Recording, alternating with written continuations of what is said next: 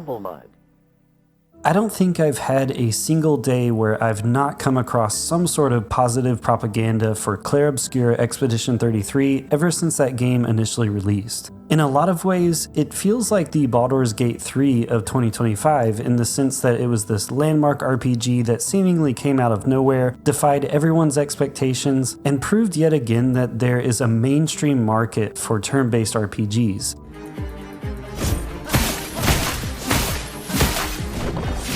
And I truthfully could not be happier for Sandfall Interactive. They've clearly poured so much love and care and attention to detail into this game, and they deserve all the flowers and sales that they're getting. And on paper, this should be the perfect game for me because I'm a huge Legend of Dragoon fan, and from the moment I saw footage of this game for the very first time and got a good sense of how the combat flowed, it took me back to that beloved 2000s classic that a lot of people overlooked.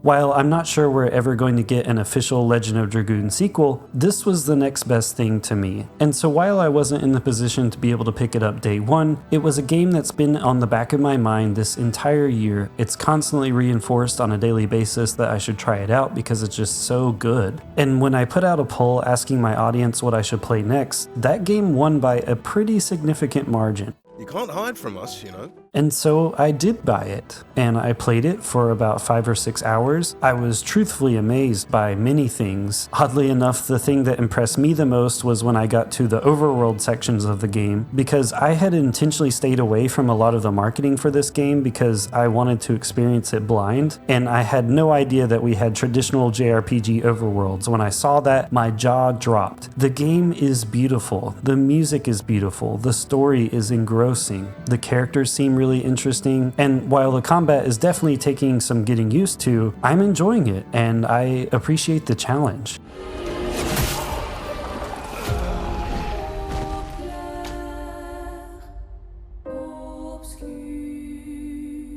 But unfortunately, one of the elements that I used to describe this game in a positive way was also one of the things that caused me to sort of turn away from it at the same time. Just a second ago, I mentioned that Expedition 33 is engrossing. It is a game that demands your attention. It has so many things to say, it has a story to tell, characters that will make you care about them, and I don't know, while I've been trying to play it, I've also been really busy. I've had a lot of different things going on in my personal life, different things that have been stressing me, and I feel like I wasn't giving enough of myself to Expedition 33, as strange as that may sound. And that's also the reason why I haven't played Baldur's Gate 3 yet. I have that in my Steam library, but I've just not gotten to dive into it yet, because when I play games like these landmark, amazing games that really push the boundaries of what modern gaming is, I want to put my all into it, and lately I've been too busy. I've not been able to put all of my focus into these things. And every day that I saw that Expedition 33 case sit on my shelf, collecting dust, waiting for me to get back into that adventure, I felt guilty and continued to feel guilty. And I didn't know what to do about it because I also didn't want to force myself to play and then miss out on this lovely experience because I can't be present with it. And then one day I decided I wanted to just have a more casual gaming session, and so I went towards the first gaming console that I saw when I walked into my room, which happened to be my Nintendo Wii. I asked myself for a second, what am I going to play? And then I remembered that I had the Conduit. Now, the Conduit is this game that released in 2009, and if you weren't around at the time, it's really hard to express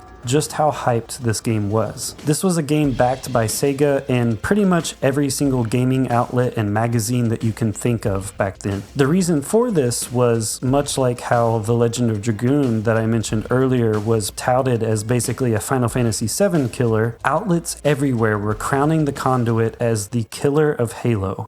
Uncover a hidden conspiracy with intuitive controls that put you in charge. Compete in intense multiplayer action and discover the true definition of the ultimate Wii first-person shooter. Halo 4. The Conduit.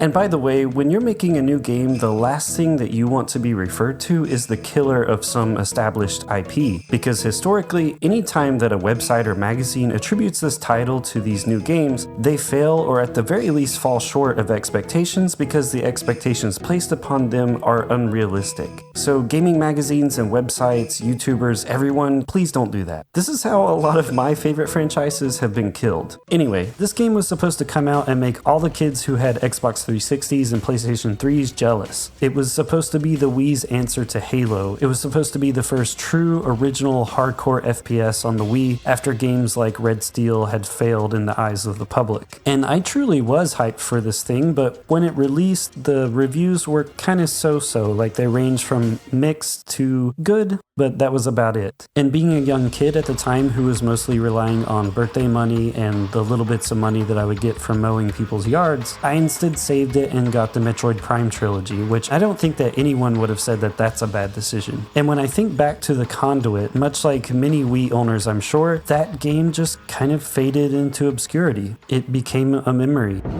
What is happening to me? Hold on tight.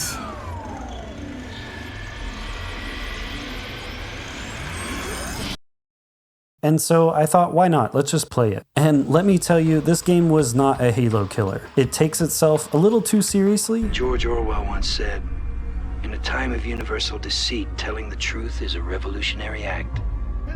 We ask for truth all the time.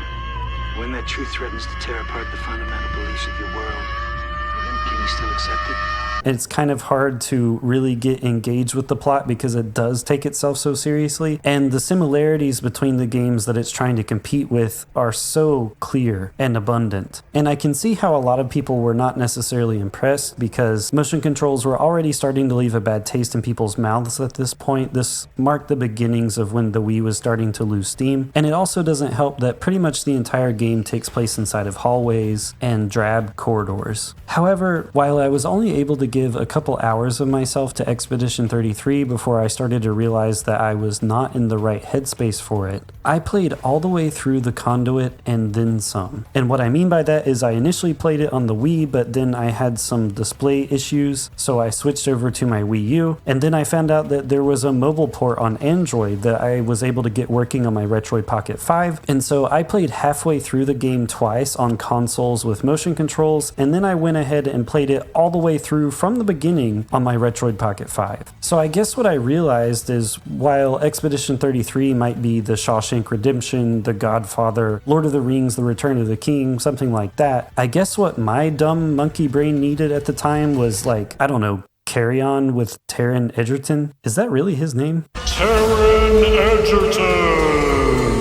And though the Conduit itself is not necessarily a very profound game, I did experience some level of profundity and introspection from playing it. The first realization being that sometimes you're not in the right mindset for a game, and that's okay. It doesn't matter how great the game is. If your mindset's not there and your schedule's not there and the rhythm of your life is not there at the moment, it's just not a good fit. But that doesn't mean the game is bad. It just means that maybe you should give it some time and try it again later. Another thing I realized is that when you play a game that's far removed from the hype because it came out so long ago, and this is even doubly more the case if you play this game knowing that it didn't really meet the expectations of general audiences, you realize that you're going into this game with very low expectations that ironically is going to allow you to be more open-minded to the experience that you're about to take in. And so when something is like objectively bad, you're able to just laugh it off because of course it is. And when things are surprisingly good, they're extra surprising and they almost hit you even harder because you weren't expecting it.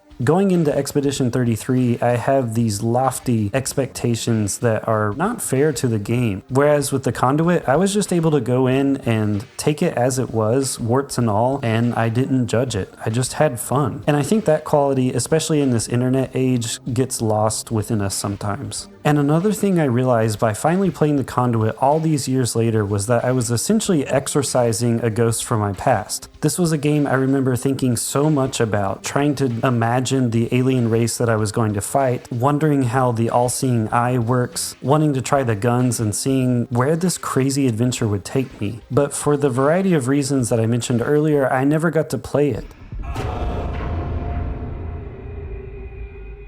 And so in 2025, I had this kind of cool moment where I got to pass the baton back to my inner child and give him an experience that he would have probably really liked to have in 2009 if he just had a little more money back then. And this isn't the first time I've done this over the last couple of years. I also played through Red Steel and Rygar, which were ironically both Wii games that kind of fell short of people's expectations, but I always wanted to play them. And again, because I had those low but realistic expectations divorced from the hype and subsequent disappointment, I was able to enjoy them, and I actually had a lot of fun with all three of these games. And in fact, I have a whole video dedicated to a particularly spooky level in Red Steel, and I consider Rygar the Battle of Argus for the Wii one of the games that saved me. And the cool thing is that now that I've taken this detour from Expedition 33 and spent some time in this schlocky, kind of cheesy first-person shooter that takes itself a little too seriously while admittedly having some pretty cool moments and some plot twists that I didn't see coming, I think I'm ready to finally dive back into Expedition 33. I think that my mindset could be there. I've done a reset. I've experienced a palate cleanser. You know, if this was one of Gordon Ramsay's cooking shows, I just drank a big glass of water and I'm ready to try the next dish. And so the next time there's a game that you feel like you should play, like you feel like you owe it to yourself, you feel like you're missing out, you're not part of the conversation, and all that hype that's been built up in your head from other people telling you that it's the greatest thing ever since The Legend of Dragoon, maybe take a step back, because if it starts to get too much and you're not able to be present with that game because of all those things, consider taking a breather for a second and instead try some stupid game that you remember being really excited about and then you don't really know what happened to it. Chances are, especially if it was a game that didn't perform necessarily very well, you can pick it up for cheap, and I think you'll find something special there. Not only do you get to draw your own conclusion about this game, whether it was actually good or bad, but you give yourself some grace. You allow yourself to reset, and then once it's all said and done, maybe you'll be ready for that next big adventure. I don't know, maybe I'm crazy, but I thought this was a really cool little thing that I happened upon, and I'm always learning new things about my own gaming habits, and I always find these things sort of interesting. So yeah, let me know if there was a game that you heard about when you were a kid and were really hyped and then you just never got to get around to it. Like, what is that game for you? What is your The Conduit? And also let me know if you fall into this trap too, where sometimes games are hyped to oblivion, and so while you know you would love it, you just can't bring yourself to kind of get into that mindset, no matter how hard you try. I can't wait to get into Expedition 33. I still have a little bit of time left before the year ends, so my goal is to try to finish it before I start making final decisions on what my top 10 games of 2025 are. But if I don't get there, I'm gonna be kind to myself, and if you're anything like me and you guilt yourself sometimes for not playing this or that, hopefully you're kind to yourself as well. Anyways, if you're still here, thanks so much for watching, and as always, stay humble.